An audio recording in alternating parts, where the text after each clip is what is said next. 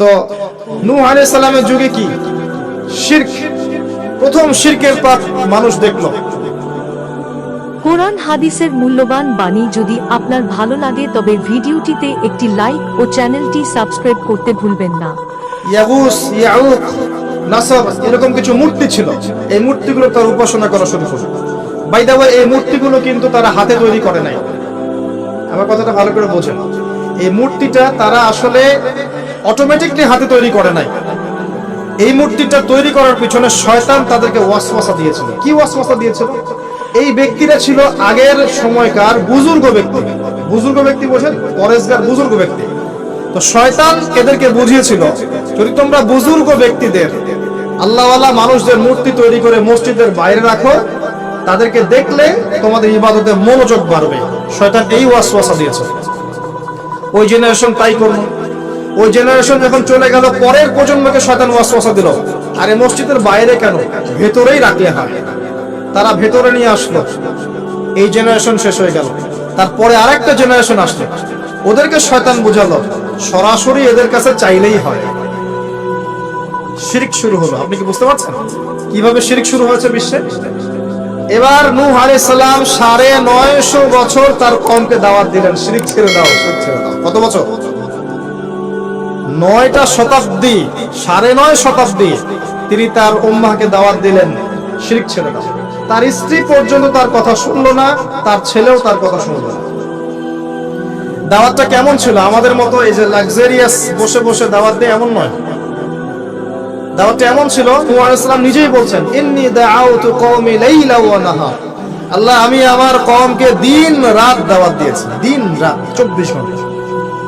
ওয়ালাম ইয়াজিদহুম দুআই ইল্লা ফিরার। আমার দাওয়াত শুনে মানুষ খালি পালিয়েই গেছে, পালিয়েই গেছে।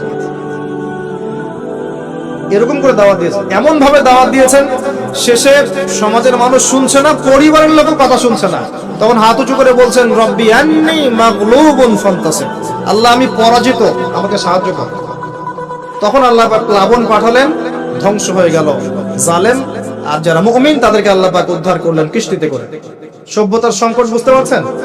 সভ্যতার সংকট মানে হচ্ছে শিরক।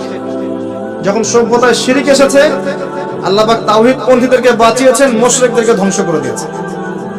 এবং এই মুশরিকদেরকে আল্লাহ পাক পরকালেও জাহান্নামের আগুনে জ্বালাবেন, আর তাওহীদ পন্থীদেরকে আল্লাহ পাক পরকালে জান্নাত দিবেন ইনশাআল্লাহ। এই সভ্যতা এগিয়ে যাচ্ছে, এরপরে আরো এগিয়ে গেল। সব তো বলার সময় নাই, কয়েকটা বলছে।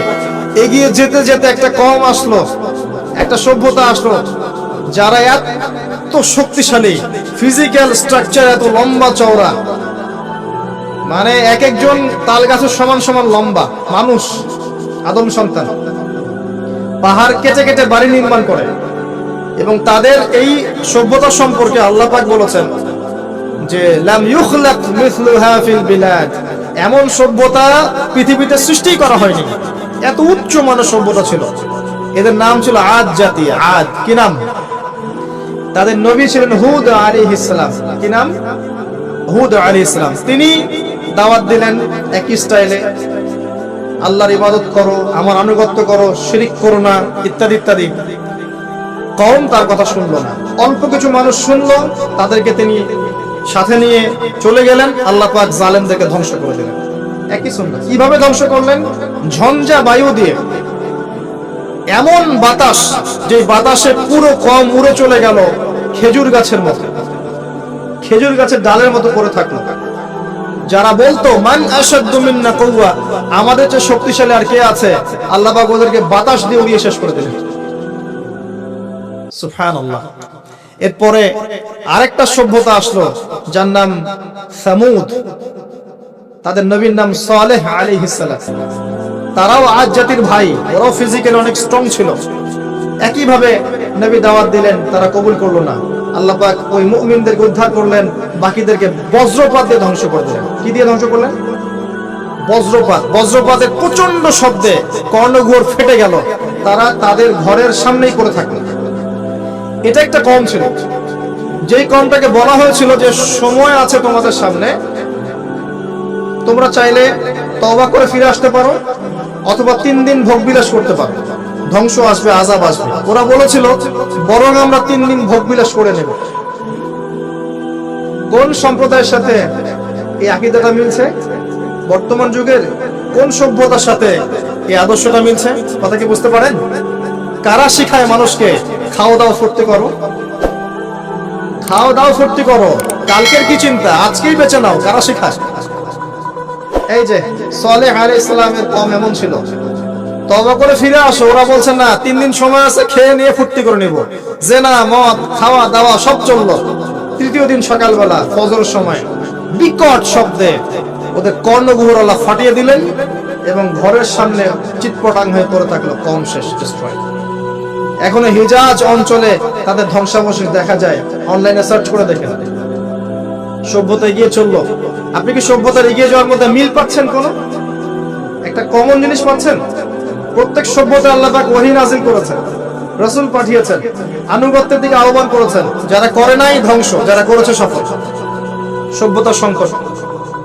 সভ্যতা এগিয়ে যেতে যেতে একটা কওম আসলো, যার নাম হচ্ছে শুআইব, কওমে মাদিয়ান। কি নাম? কওমে মাদিয়ান।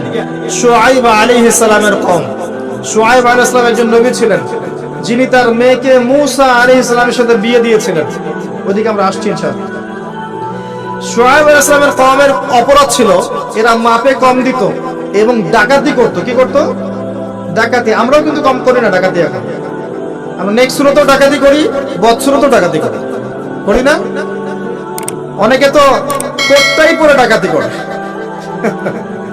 কোটটাই পরে বড় বড় মাপের ডাকাতি করে। কারণ আপনি কোটটাই পরলে তো ধরতে পারবেন না কলা, কিছু বলতে পারবেন না। সব ক্ষেত্রে এগুলো চলছে। স্যুট বুট পরে বসে থাকবো সুদী ব্যাংকে, মানুষের রক্ত চুষে খাচ্ছে।